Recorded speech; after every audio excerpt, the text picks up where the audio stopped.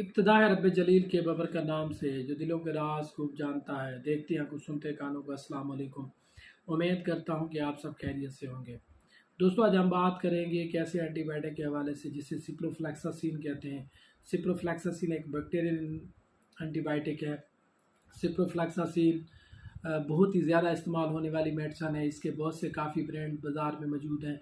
सिप्रोफ्लैक्सासिन ये generic name है। इसके जो ब्रांड है नोविटेड, सिप्रेक्सन, सैरोसिन, सिप्रोक्वाइन, बहुत से ब्रांड आपको मार्केट में अवेलेबल मिलेंगे। सिप्रोफ्लैक्सासिन दोस्तों, इस वीडियो में हम सिप्रोफ्लैक्सासिन के डोज के हवाले से, इसके इंडिकेशन के हवाले से, इसके रिएक्शन के हवाले से बात करेंगे।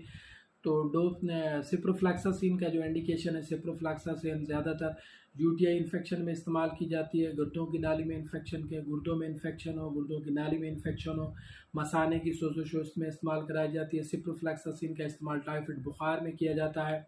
सिप्रोफ्लैक्सासिन जो है कि पेट के इन्फेक्शन को कंट्रोल करने के लिए इस्तेमाल की जाती है, डायरिया को कंट्रोल करने के लिए इस्तेमाल की जाती है। सिप्रोफ्लैक्सासिन ऑपरेशन के बाद ज़ख़म को बेहतर करने के लिए इस्तेमाल की जाती है। सिप्रोफ्लैक्सासिन आपके मेल और फीमेल के जेनिटल इन्फेक्शन को कंट्रोल करने के लिए इस्तेमाल की जाती है। ज़्यादा गायनी प्रॉब्लम में इन्फेक्शन हो, किसी भी किस्म का पेट का अंदर इन्फेक्शन हो, पेल्विस में इन्फेक्शन हो, पीआईडी में इस्तेमाल की जाती है। सिप्रोफ्लैक्सासिन वसी पैमाने पर इस्तेमाल होती है। सिप्रोफ्लैक्सासिन हमारे यहाँ बहुत ही ज़्यादा इस्तेमाल होने वाली एंटीबायोटिक है। बहुत से मुस्तनद डॉक्टर जो है ज़्यादातर सिप्रोफ्लैक्सासिन रिकमेंड करते हैं। सिप्रोफ्लैक्सासिन एहतियात ऐसे लोगों को लेने से एहतियात करनी चाहिए जिनको मिर्गी के दौरे पड़ते हों, या जिनको मेंटल चेंजेस हो, या एंटी डिप्रेशन मेडिसिन ले रहे हैं, या जिनको सिप्रोफ्लैक्सासिन से हाइपर सेंसिटिविटी हो तो वो सिप्रोफ्लैक्सासिन का इस्तेमाल नहीं कर सकते। ऐसे लोग जिनको मसल वीकनेस ज़्यादा हो, अनीमिक हों, वो भी सिप्रोफ्लैक्सासिन का इस्तेमाल नहीं कर सकते। प्रेगनेंसी के दौरान हामला ख़वातीन जो है सिप्रोफ्लैक्सासिन का इस्तेमाल नहीं कर सकती। इसी तरह जब भी आप सिप्रोफ्लैक्सासिन लें तो सिप्रोफ्लैक्सासिन की जो डोज़ है उसका तयन मरीज़ की बीमारी की शिद्दत, मरीज़ के वज़न, उसकी कंडीशन के मुताबिक किया जाता है। सिप्रोफ्लैक्सासिन का टैबलेट की सूरत में जो है 250 मिलीग्राम में और 500 मिलीग्राम में मौजूद होती है।